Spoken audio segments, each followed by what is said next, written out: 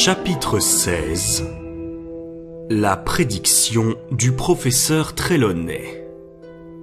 L'état d'euphorie dans lequel la victoire de la Coupe de Quidditch avait plongé Harry dura une bonne semaine. Même le temps semblait participer à la fête. À l'approche des premiers jours de juin, le ciel se dégageait de ses nuages, la température augmentait et les élèves n'avaient plus d'autre envie que de s'allonger dans l'herbe avec quelques pintes de jus de citrouille bien frais à portée de main ou de faire une partie de bave-boule ou encore de regarder le calmar géant émerger paresseusement à la surface du lac. Mais c'était malheureusement impossible. Les examens étaient imminents et au lieu de paresser au soleil, tout le monde était forcé de rester dans le château, à se concentrer sur de gros volumes, sans céder aux appels de la brise printanière qui s'insinuait par les fenêtres. Même Fred et George Weasley avaient été surpris à travailler. Ils devaient passer leur buse, brevet universel de sorcellerie élémentaire. Percy, lui, préparait son aspic, accumulation de sorcellerie particulièrement intensive et contraignante, le plus haut diplôme délivré à Poudlard. Comme il avait l'intention d'entrer au ministère de la magie, il lui fallait figurer en tête du classement. Il devenait donc de plus en plus irritable et distribuait de sévères punitions à quiconque troublait la tranquillité de la salle commune. La seule personne qui semblait encore plus anxieuse que Percy, c'était Hermione. Harry et Ron avaient renoncé à lui demander comment elle s'y prenait pour assister à plusieurs cours en même temps, mais ils ne purent s'empêcher de reposer une dernière fois la question lorsqu'ils virent le programme de ces épreuves d'examen. Dans la première colonne, on lisait « Lundi, 9h, arithmancie, 9h, métamorphose, déjeuner, 13h, sortilège, 13h, étude des runes. » Hermione, dit prudemment Ron, sachant qu'elle était sujette aux explosions de colère quand on la dérangeait.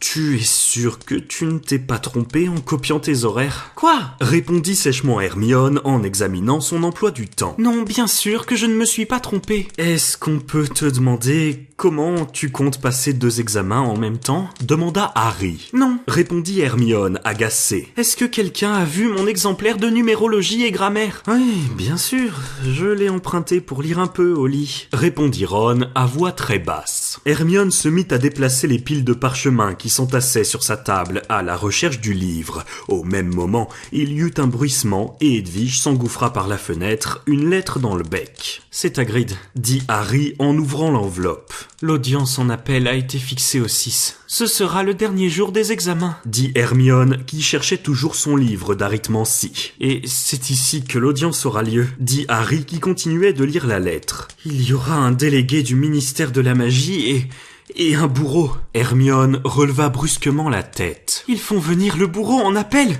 Ça veut dire qu'ils ont déjà pris leur décision. » « En effet, » dit lentement Harry. « Impossible !» s'exclama Ron. « J'ai passé un temps fou à lire des trucs pour lui.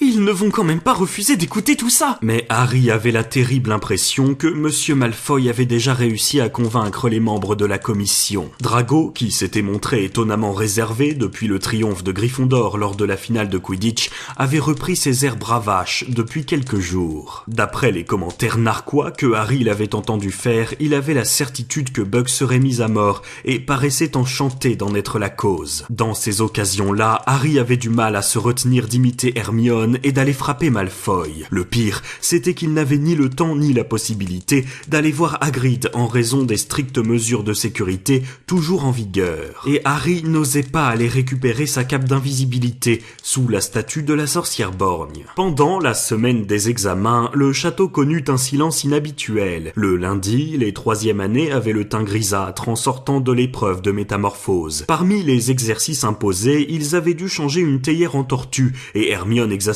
tout le monde en se plaignant que la sienne avait l'air d'une tortue marine alors qu'il aurait fallu faire une tortue terrestre, ce dont tous les autres se moquaient. Après un rapide déjeuner, ils passèrent l'épreuve de sortilège. Hermione avait eu raison. Le professeur Flitwick avait choisi pour sujet les sortilèges d'allégresse. Harry, trop nerveux, eut la main un peu lourde et Ron, qui faisait équipe avec lui, fut saisi d'éclats de rire si violents qu'on dut l'emmener dans une salle vide où il resta 1 heure avant d'être suffisamment calmé pour pouvoir jeter, à son tour, le sortilège. Lorsqu'ils eurent dîné, les élèves se précipitèrent dans leurs salles communes respectives, non pour se reposer, mais pour réviser les les soins aux créatures magiques, les potions et l'astronomie. Au matin, Hagrid fit passer l'examen de soins aux créatures magiques. Il paraissait très inquiet et avait visiblement la tête ailleurs. Il avait apporté une bassine remplie de Véracras et annonça que pour réussir l'épreuve, il suffisait de maintenir son Véracras en vie pendant 1 heure. Comme ces créatures se portaient le mieux du monde dès lors qu'on les laissait tranquilles, jamais examen n'avait été aussi facile. Harry, Ron et Hermione eurent même tout le temps de parler à Hagrid. « Buck est un peu déprimé », leur dit-il en se penchant vers eux sous le prétexte de vérifier que le Véracras de Harry était toujours vivant. « Ça fait trop longtemps qu'il est enfermé.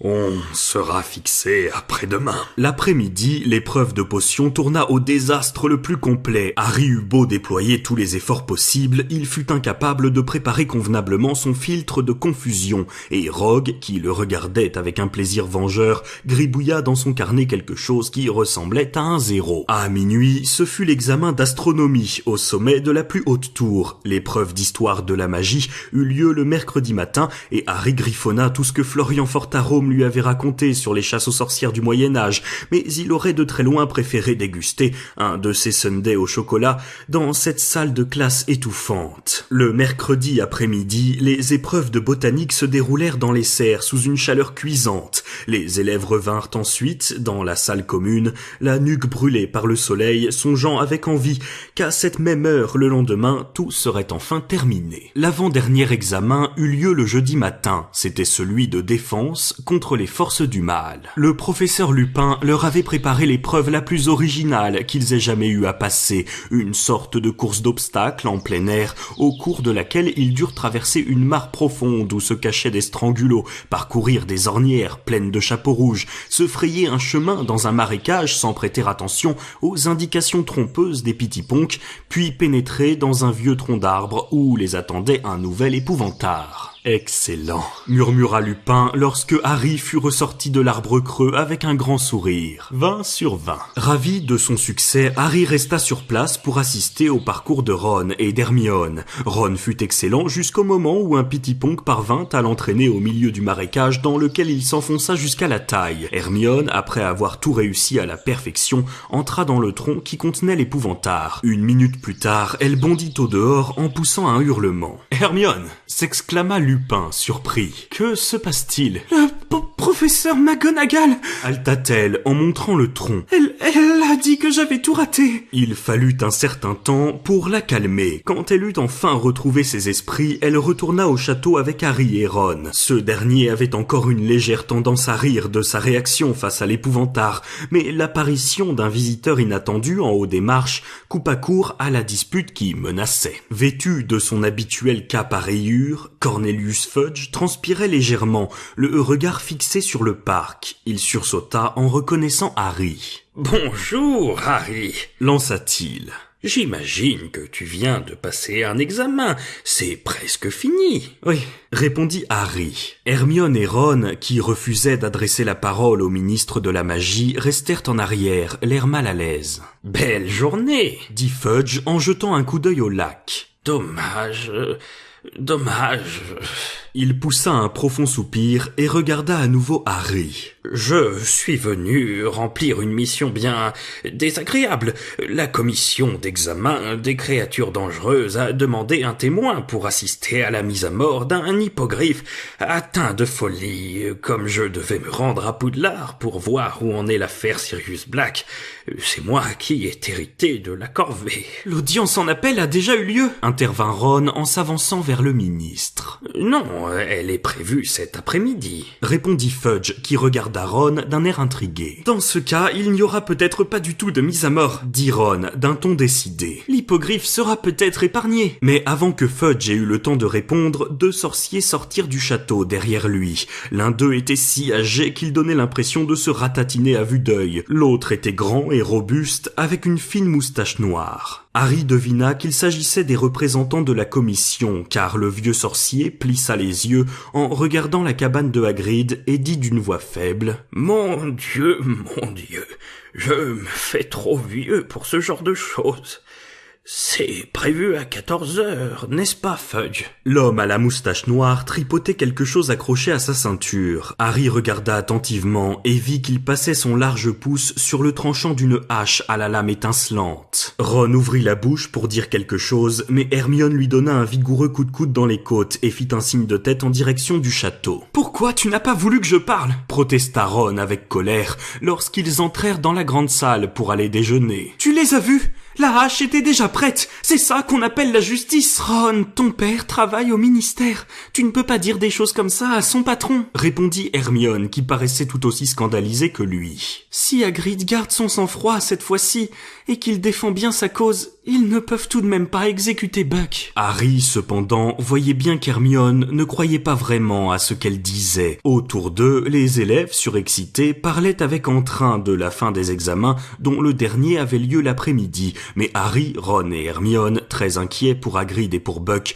ne participaient pas à l'enthousiasme général. Pour leur dernier examen, Harry et Ron devaient passer l'épreuve de divination et Hermione celle d'étude des moldus. Ils montèrent ensemble l'escalier de marbre. Hermione les quitta au premier étage et Harry et Ron continuèrent jusqu'au 7e, où nombre de leurs camarades étaient assis sur les marches de l'escalier en colimaçon qui menait à la salle de classe du professeur Trelawney, essayant d'absorber quelques révisions de dernière minute. « Elle nous prend un par un », dit Neville à Ron et à Harry qui étaient venus s'asseoir à côté de lui. Il avait son exemplaire de Lever le voile du futur ouvert sur les genoux à la page consacrée aux boules de cristal. « Vous avez déjà vu quelque chose dans une boule de cristal, vous ?» ajouta-t-il d'un air affligé. « Non », répondit Ron, l'esprit ailleurs. Il ne cessait de consulter sa montre, attendant le moment où devait avoir lieu le recours en appel de Buck. Chaque fois qu'un élève redescendait l'échelle d'argent après avoir subi l'examen, les autres chuchotaient d'un air anxieux. « Alors, ça s'est bien passé ?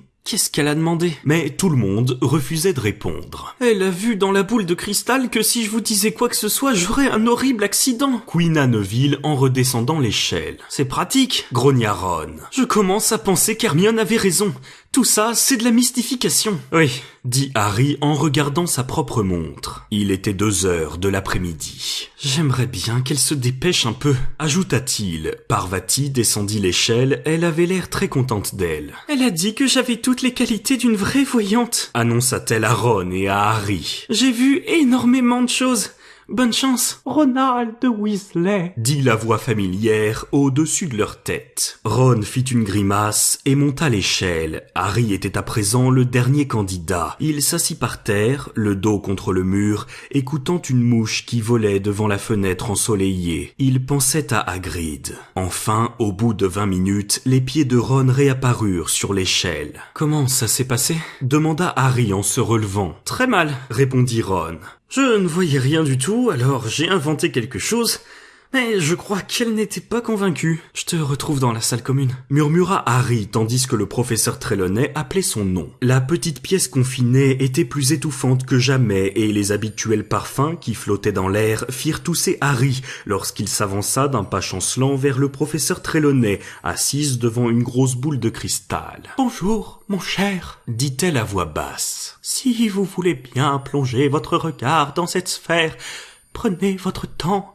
Vous me direz ensuite ce que vous aurez vu. » Harry se pencha sur la boule de cristal et regarda aussi fixement que possible, avec la volonté de voir autre chose que des volutes de fumée, mais rien ne se produisit. « Alors ?» demanda le professeur Trelawney d'une voix douce. La chaleur était insupportable et les senteurs ambiantes lui picotaient les narines. Harry repensa à ce que Ron lui avait dit et lui aussi décida d'inventer quelque chose.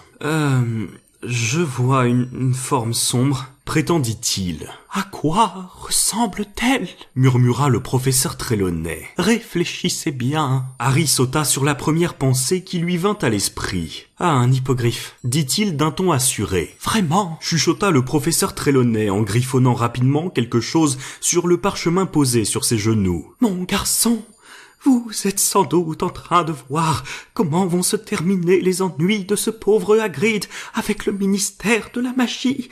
Regardez bien, est-ce que l'hippogriffe a toujours sa tête ? » « Oui, » affirma Harry. Vous êtes sûr, vraiment sûr, mon garçon, vous ne le voyez pas en train de se tordre sur le sol avec une silhouette sombre qui brandit une hache derrière lui? Non, répondit Harry qui commençait à ne pas se sentir très bien. Pas de sang, vous ne voyez pas Hagrid en train de pleurer? Non, répéta Harry. Il n'avait plus qu'une idée en tête, fuir cette pièce et sa chaleur étouffante. Au contraire, il a l'air en pleine forme. Il s'envole. Le professeur Trelawney soupira. Eh bien, mon garçon, je crois que nous allons en rester là. C'est un peu décevant, je ne vous le cache pas, mais je suis sûr que vous avez fait de votre mieux. Soulagé, Harry se leva, ramassa son sac et s'apprêtait à s'en aller lorsqu'une voix dure et sonore retentit derrière lui. « Ça se passera ce soir !» Harry se retourna. Le professeur Trelawney s'était figé dans son fauteuil, le regard vague, la mâchoire pendante. Pardon, dit Harry. Mais le professeur ne semblait pas l'entendre. Ses yeux se mirent à rouler dans leurs orbites. Harry, paniqué, resta là à la regarder. Elle semblait sur le point d'avoir une crise de quelque chose. Il hésita en se demandant s'il devait se précipiter à l'infirmerie. Puis le professeur reprit la parole de cette même voix dure, si différente de celle qu'on lui connaissait. Le Seigneur des Ténèbres est là, solitaire, abandonné de ses amis. Pendant 12 ans, son serviteur a été enchaîné ce soir avant minuit. Le serviteur brisera ses chaînes et ira rejoindre son maître. À l'aide de son serviteur, le Seigneur des Ténèbres surgira à nouveau, plus puissant et plus terrible que jamais. Ce soir, avant minuit, le serviteur ira rejoindre son maître. La tête du professeur Trelawney tomba sur sa poitrine. Elle laissa échapper une sorte de grognement, puis brusquement, elle se redressa. « Je suis désolée, mon garçon, dit-elle, comme perdue dans un rêve. La chaleur, sans doute. Je me suis assoupie pendant un instant. » Harry, immobile, continuait de la regarder. « Qu'y a-t-il, mon garçon ? Vous venez de me dire que le Seigneur des Ténèbres va surgir à nouveau. Que son serviteur s'apprête à le rejoindre. » Le professeur Trelawney eut l'air surpris. « Le Seigneur des Ténèbres, celui dont on ne doit pas prononcer le nom, mon garçon, ce n'est pas un sujet de plaisanterie. Surgir à nouveau, voyez-vous ça? C'est ce que vous venez de dire. Vous avez dit que le Seigneur... Vous aussi, vous avez dû vous assoupir. » Coupa le professeur Trelawney. « Jamais je ne m'aventurerais à prédire quelque chose d'aussi invraisemblable. » Harry redescendit l'échelle, puis l'escalier en se posant des questions. Le professeur Trelawney avait-elle fait une véritable prédiction, ou bien avait-elle voulu l'impressionner pour pimenter un peu la fin des examens? 5 minutes plus tard, Harry passa en courant devant les trolls qui gardaient la tour de Gryffondor, les paroles du professeur Trelawney résonnant encore dans sa tête. Les élèves qu'il croisait riaient et plaisantaient en se dirigeant à grandes enjambées vers le parc, où ils allaient pouvoir profiter d'une liberté si longtemps attendue. Lorsqu'il eut atteint le portrait et pénétré dans la salle commune, il s'aperçut qu'elle était presque déserte. Seuls Ron et Hermione étaient là, assis dans un coin. « Le professeur Trelawney, dit Harry hors d'haleine, vient de me raconter que... » Mais il s'interrompit en voyant l'expression de leur visage. « Hagrid a perdu, dit Ron d'une voix faible. Il vient de nous envoyer ça. » Cette fois, le mot de Hagrid ne portait pas de traces de larmes, mais ses mains avaient tellement tremblé que son écriture était à peine lisible. « Avons perdu en appel. Ils vont le mettre à mort au coucher du soleil. Vous ne pouvez plus rien faire. Ne venez pas. Je ne veux pas que vous regardiez ça. » Hagrid. « Il faut y aller, dit aussitôt Harry. On ne peut pas le laisser tout seul à attendre le bourreau. »« Au coucher du soleil, dit Ron, qui regardait par la fenêtre d'un œil éteint. On n'aura jamais le droit de sortir. Surtout toi, Harry. Si seulement on avait la cape d'invisibilité, dit Harry, l'air songeur. Où est-elle? Demanda Hermione. Harry lui raconta qu'il l'avait laissée dans le passage secret sous la statue de la sorcière borgne. Si jamais Rogue me voit encore dans ce coin-là, j'aurais de sérieux ennuis, ajouta-t-il. C'est vrai, dit Hermione en se levant. Si c'est toi qu'il voit, Comment on fait pour ouvrir la bosse de la sorcière? Il faut lui donner un coup de baguette magique en disant Dissendium. Mais Hermione n'attendit pas qu'il ait terminé sa phrase. Elle traversa la salle à grands pas, poussa le portrait de la grosse dame et disparut. Elle ne va quand même pas aller la chercher elle-même, dit Ron, les yeux ronds. Un quart d'heure plus tard, cependant, Hermione était de retour avec la cape d'invisibilité soigneusement pliée sous sa robe. Hermione, qu'est-ce qui t'arrive ces temps-ci? S'exclama Ron. D'abord, tu donnes une gifle à Malfoy, ensuite tu quittes le cours du professeur Trelawney. L'air admiratif de Ron sembla flatter Hermione. Ils descendirent dîner, mais à la fin du repas, ils ne retournèrent pas à la tour de Gryffondor avec les autres. Harry avait caché la cape d'invisibilité sous sa robe et gardait les bras croisés sur sa poitrine pour dissimuler la bosse qu'elle formait. Ils se faufilèrent dans une salle vide, à proximité du hall d'entrée, tendant l'oreille jusqu'à ce qu'ils aient la certitude que plus personne ne se trouvait dans les environs. Ils entendirent encore 2 personnes traverser le hall en courant, puis une porte claquer. Hermione passa alors la tête au dehors. « Ça va, dit-elle, on peut y aller. » Marchant l'un contre l'autre, ils se recouvrirent de la cape, traversèrent le hall sur la pointe des pieds, puis descendirent les marches jusqu'à la pelouse. Le soleil se couchait déjà derrière la forêt interdite, entourant d'un liseré d'or les plus hautes branches des arbres. Lorsqu'ils frappèrent à la porte de la cabane, Hagrid mit un long moment à venir leur ouvrir. Il avait le teint pâle et tremblait de tout son corps. « C'est nous !» chuchota Harry. « On a mis la cape d'invisibilité.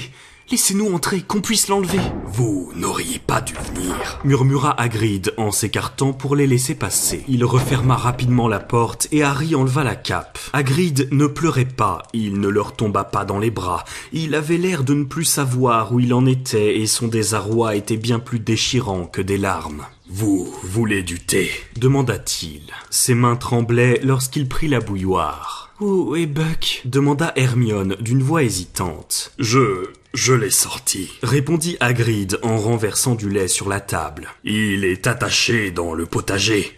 J'ai pensé qu'il aimerait bien voir les arbres et respirer un peu d'air frais avant... » Ses mains tremblaient si violemment que le pot au lait lui échappa et se brisa sur le sol. « Je vais arranger ça, Hagrid, » dit Hermione qui se dépêcha d'essuyer par terre. « Il y a un autre pot dans le buffet, » dit Hagrid en s'asseyant et en s'essuyant le front d'un revers de manche. Harry et Ron échangèrent un regard désolé. « Est-ce qu'on peut faire quelque chose, Hagrid ?» demanda Harry d'un ton décidé. « Dumbledore... » « Il a essayé, » répondit Hagrid. « Mais il n'a pas le pouvoir d'annuler une décision de la commission. Il leur a dit que Buck n'était pas dangereux, mais ils ont peur. Vous connaissez Lucius Malfoy. J'imagine qu'il les a menacés. Et McNair, le bourreau, est un vieil ami de Malfoy. Mais au moins, ça ira vite.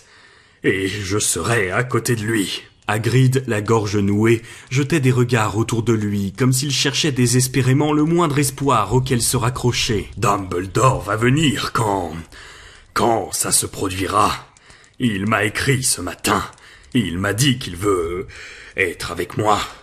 Un grand homme, Dumbledore. » Hermione, qui avait fouillé dans le buffet pour chercher un autre pot au lait, laissa échapper un sanglot étouffé. Elle se redressa, le pot à la main, en se retenant à grand-peine de pleurer. « Nous aussi, on va rester avec vous, » dit-elle. Mais Hagrid hocha sa tête hirsute. « Il faut que vous retourniez au château, » répliqua-t-il. « Je vous l'ai dit, je ne veux pas que vous regardiez ça. Et de toute façon, vous ne devriez pas être ici. Si Fudge et Dumbledore te voient dehors sans autorisation, Harry, tu auras de gros ennuis. » Des larmes silencieuses coulaient à présent sur les joues d'Hermione, mais elle les cacha à Hagrid en s'affairant à préparer le thé. Soudain, au moment où elle prenait la bouteille de lait pour remplir le pot, elle poussa un cri perçant. « Ron, c'est incroyable !»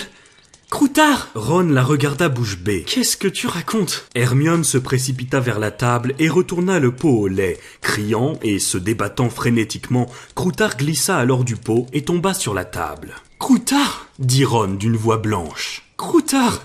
Qu'est-ce que tu fabriques ici ?» Il attrapa le rat qui continuait de se débattre et le regarda à la lumière. Croutard était dans un état épouvantable. Plus maigre que jamais, il avait complètement pelé par endroits et se tortillait dans les mains de Ron comme s'il cherchait à tout prix à s'enfuir. « Du calme, Croutard !» dit Ron. « Il n'y a pas de chat ici. Personne ne cherche à te faire du mal. » Hagrid se leva soudain, les yeux fixés sur la fenêtre. « Son teint, d'habitude coloré, avait pris la teinte jaunâtre d'un vieux parchemin. « Ils arrivent », dit-il. Harry, Ron et Hermione se retournèrent et virent au loin un groupe d'hommes qui descendaient les marches du château. À leur tête, ils reconnurent Albus Dumbledore, sa barbe d'argent scintillant dans la lumière du crépuscule. Cornelius Fudge trottinait à côté de lui. Le vieillard de la commission et le bourreau les suivaient. « Il faut que vous partiez », dit Hagrid en tremblant des pieds à la tête. « Il ne faut pas qu'ils vous trouvent ici. Filez vite !» Ron enfonça de force Croutard dans sa poche et Hermione prit la cape. « Je vais vous faire sortir par derrière », dit Hagrid. Ils le suivirent jusqu'à la porte qui donnait sur le potager. Harry avait l'impression de vivre quelque chose d'irréel, surtout lorsqu'il vit Buck attaché à la clôture, un peu plus loin derrière les plants de citrouille. L'hippogriffe semblait deviner que quelque chose se préparait. Il tournait la tête en tous sens et ses pattes martelaient nerveusement le sol. « Ne t'inquiète pas, Bucky », dit Hagrid d'une voix douce. « Ne t'inquiète pas. » Il se tourna vers Harry, Ron et Hermione. « Allez-y, dit-il. Partez. » Mais ils ne bougèrent pas. « Hagrid, on ne peut pas. On va leur dire ce qui s'est vraiment passé. Ils ne peuvent pas le tuer. »« Filez !» dit Hagrid d'un ton féroce. « C'est déjà suffisamment difficile. Inutile de chercher les ennuis. » Ils n'avaient pas le choix. Tandis qu'Hermione jetait la cape sur la tête de Harry et de Ron, ils entendirent des voix à l'entrée de la cabane. « Dépêchez-vous !» leur dit Hagrid. « N'écoutez pas !» Et il retourna à grands pas vers sa cabane pour aller ouvrir la porte à laquelle on venait de frapper. Lentement, dans une sorte de transe angoissée, Harry, Ron et Hermione, à présent invisibles, contournèrent silencieusement la cabane. Lorsqu'ils furent passés de l'autre côté, ils entendirent la porte d'entrée se refermer avec un claquement sec. « Dépêchez-vous, s'il vous plaît !» chuchota Hermione. « Je n'en peux plus. Je n'en peux plus. » Ils remontèrent la pente douce qui menait au château. Le soleil plongeait à l'horizon. Le ciel avait pris une teinte grise mêlée de lueur pourpre, tandis qu'à l'ouest scintillait un halo rouge couleur de rubis. Ron s'immobilisa soudain. « Ron, je t'en prie !» murmura Hermione. « C'est Croutard !» dit Ron. « Il ne veut pas rester en place !» Ron était penché en avant, essayant de maintenir Croutard dans sa poche, mais le rat s'agitait comme un diable. Il poussait de petits cris et se tortillait frénétiquement, donnant des coups de patte en tous sens. Il tenta même de mordre les mains de Ron. « Croutard, c'est moi, espèce d'idiot !» Ils entendirent une porte s'ouvrir derrière eux, puis des voix d'hommes. « Ron, allons-y, il s'apprête à le tuer !» murmura Hermione. « D'accord, Croutard, tiens-toi tranquille !» Ils reprirent leur marche. Harry, tout comme Hermione, essayait de ne pas entendre la rumeur des voix dans leur dos. Ron s'arrêta à nouveau. « Je n'arrive pas à le tenir !» dit-il. « Croutard, arrête ! Tout le monde va nous entendre !» Le rat poussait de petits cris féroces, mais assez puissants pour couvrir les bruits qui provenaient du jardin de Hagrid. Il y eut un mélange de voix indistinctes, un moment de silence, puis, brusquement, le sifflement caractéristique d'une hache qui s'abattait dans un choc sourd. Hermione vacilla. « Ils l'ont fait !» murmura-t-elle. « Je n'arrive pas à y croire. Ils l'ont fait !»